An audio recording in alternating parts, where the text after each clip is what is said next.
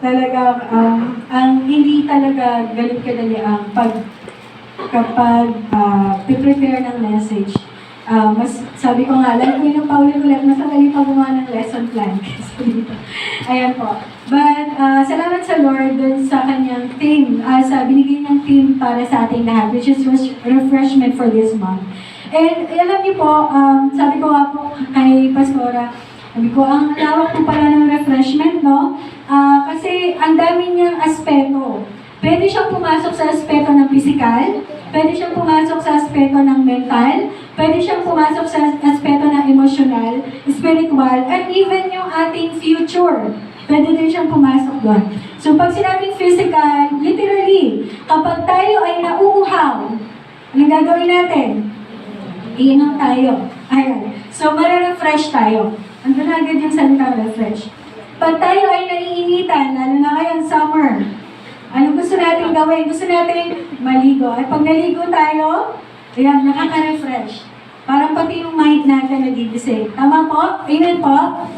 And also, pumapasok din yung salitang refreshment dun sa ating mental or mental health condition.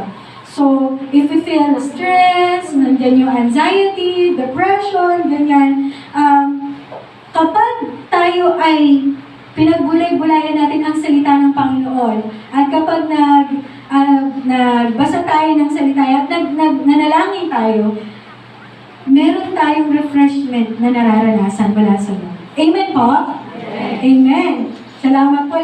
Halos lahat po sumagot na amen kasi po bilang isang Kristiyano, syempre po ginagawa po natin ito, nag-meditate po tayo, nagdadasal po tayo. Amen po? Amen. And syempre po, dun sa iba, kapag po sila ay napunta sa mga therapies, ayan, so dun din nare-refresh din sila kasi nagkakaroon sila ng realization. Bakit ko ba nararanasan tong anxiety na to? Bakit ko ba nararanasan tong depression na to? Or itong stress na to? Yung mga therapies, ginagamit din siya ng Panginoon para maunawaan natin kung ano yung nararamdaman natin. Ayan. And also, ito, simple lang. Kapag pagod na ang utak mo kakaisip, kahit ano pa yung iniisip mo, pag natulog ka, pagkagising mo, refreshing. Amen po? Amen. And also, ito ang pinaka-favorite ng lahat. Kapag tayo ay, sabi nga, we need vitamin C. Ayan. Ayan.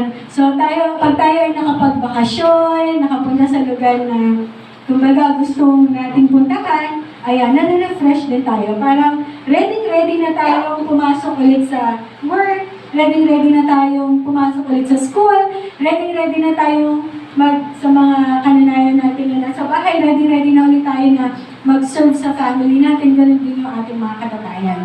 Ayan. So, yun yung sa mental. Sa emotion, saan naman pumapasok yun? Pagod na akong magmahal. Pagod na akong umunawa.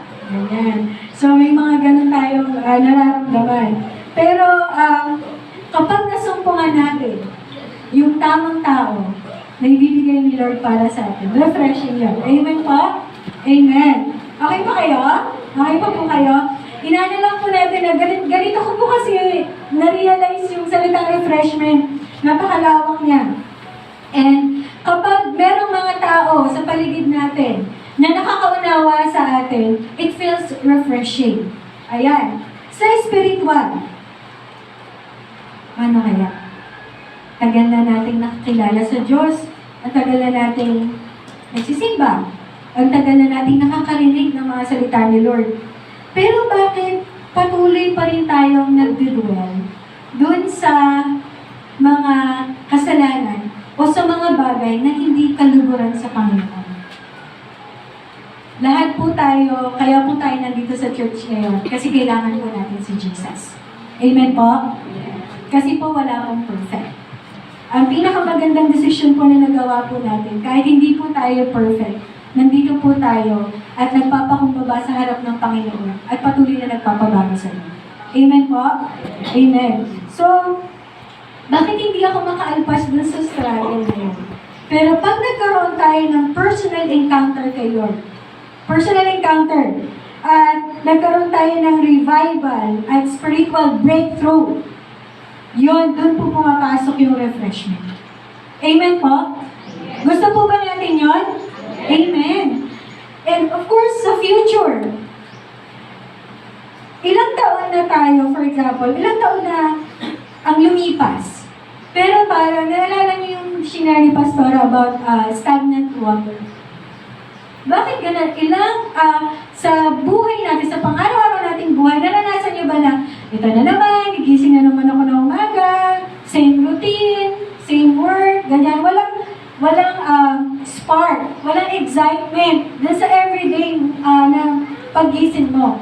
Bakit kaya? Kasi we're not, we stop visioning it. We stop seeing the future. Kasi parang ang ano natin po, okay, sige, ito na ako, ito na yung work ko, masaya na ako dito, ito na yon. Pero syempre doon sa mga students, every year nagle-level up pa kayo kasi whether you like it or not, kailangan nyo tapusin nyo every year para magkaroon kayo ng work and para sa future nyo. Pero paano naman kapag nakatapos ka na sa work? Paano kapag, halimbawa, yung ating mga bate at ano yun sa latte, ayan. So, paano po ba ganon? Lagi na lang ba? Everyday na lang ba? Ganun yung ginagawa natin? Alam niyo po, regardless of age, pwede ka pa pong mangarap. Regardless of age, pwede ka pa pong matuto. Alam niyo po, sabi ko po nung nakaraan, di ba po, nag-resign po ako sa DepEd. Pero, ang totoo po na, nagtuturo pa rin po ako. Pero online po. Meron po akong estudyante, 60 years old na po siya. 60 years old.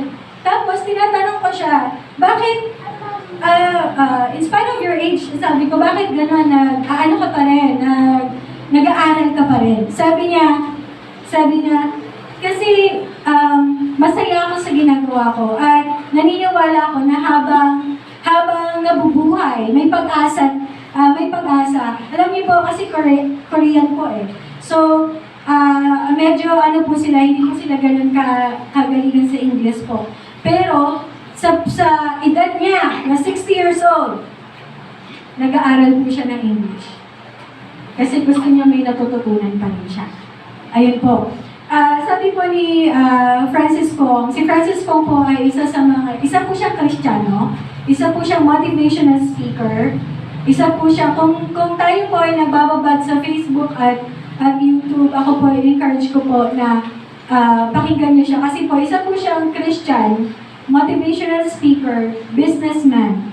Alam niyo po, sa edad po niya, kahit nagsasalita po siya sa harap ng mga katulad na mga kabataan, inaamin niya sa sarili niya, okay, I'm working out for my Facebook page. Sabi niya that time, siguro mga way back 2014, 2013 yung speaking engagement niya na yun. Sabi niya sa mga bata, workout ko. Ngayon, nung pinakikinggan ko po yung podcast niya, sabi niya, now I'm working out for my TikTok. Bakit? Kasi ginagamit niya yung mga platform na yon to spread the positivity, to motivate people. Yun, doon kasi siya ginagamit ng Panginoon. So, ibig sabihin, lahat po tayo, bound to ano pa rin po, to learn. Lahat po tayo. So, para every single day, excited po tayo sa paggising natin sa umaga. Let us ask God, Lord, what do you want me to learn for today? Anong gusto mong matutunan ko po ngayon? Di ba po? So yun, pag nagkaroon po tayo ng new learning, refreshment pa rin po yun. Sabi nga po, dapat we have to be excited dun sa mga change na nangyayari sa atin. We are Christians. Sa mundo, pag may change, medyo ang unang reaction is, ano ba yan? Bago-bago, ganyan, bago na naman, ganyan. Pero we are Christians. Kapag may change, dapat excited tayo kasi yung change na yon for the better. Amen po? Amen. Refreshment. Amen po? Ayan po. So, sa kabila po nitong mga kalawakan ng refreshment, na-realize ko po na yung theme natin for this month is about spiritual refreshment. Whatever it is, physical, mental, emotional, future, it bounds to our spiritual refreshment. Ayan po. So, bakit? Kasi every time na meron tayo, nare-refresh tayo, nagkakaroon tayo ng new hope. Amen po? Kapag na-refresh yung physical natin, inaantok-antok tayo, natulog tayo or naligo tayo, pagkagising natin, na-refresh tayo, it's another hope. Bagong pag-asa. Doon sa mga naranasan natin, maybe doon sa mga bagay na sabihin na natin mistakes na nagawa natin from the past. Or doon lang sa inaantok ka. Yan, refreshment ulit, new hope. Ay, magiging productive ulit ako kasi nakaligo ako eh. Parang, luminaw yung kaisipan ko eh. Ganun po. So, ito po yung tanong ko po sa inyo. Sino po dito pumupunta sa church every Sunday? Kasi naniniwala na masusumpungan yung refreshment every Sunday. Sino po? Amen. Amen. Alam niyo po, salamat po sa inyong sagot. Tama po kayo. Di ba po tayo, even si Lord, after the creation, meron siyang isang araw na pahinga. Ako po medyo naging guilty a few years ago. Kasi po, medyo rin po ako, may pagka-lakitera po. Parang pagdating sa umaga, ito po yung buhay ko sa Manila dati. Pagdating sa umaga, magtatrabaho na po ako. Yun po, nagtatrabaho po ako bilang school teacher. Halimbawa po, binigyan po nila ako ng schedule sa umaga. Hahanap po, pag sa Manila po kasi 12 o'clock, 1 o'clock, tapos na yung klase. Hahanap po ako ng iba pang magagawa sa hapon na dapat kikita ako. Ganun po. So ngayon, ang nangyayari po, halimbawa, pag umaga ako, pagdating sa hapon, nung hindi pa po ako nag-online class, mahanap po ako ng mga, nag-MC po ako sa gabi. O kaya sa hapon, kasi yung mga events, sa gabi naman, tsaka sa hapon. Tapos, ganun ginagawa ko. Nung nagka-online class na, nilagay nila ako sa hapon, ginawa ko, pinasplit ko yung klase ko. Parang ginawa, ang nangyari po, umaga, magkaklase po ako, mag-start po ako ng 6 a.m. hanggang 10. Magka-prepare po ako para pumasok sa school ng hapon hanggang alas 7 ng gabi, 1 to 7. Pag after po ng school, 8 o'clock, kasalang po ulit ako sa harap ng computer hanggang 11:30, magkaklase ko. Isang buong linggo. Pagdating ng Sabado, pag meron pang, ang tawag po doon, pag meron pang client for lights and sounds, igagrab pa namin yon. Pag meron pong wedding coordination, igagrab ko pa po yun. Pag may MC pa ng Sabado, igagrab ko po yun.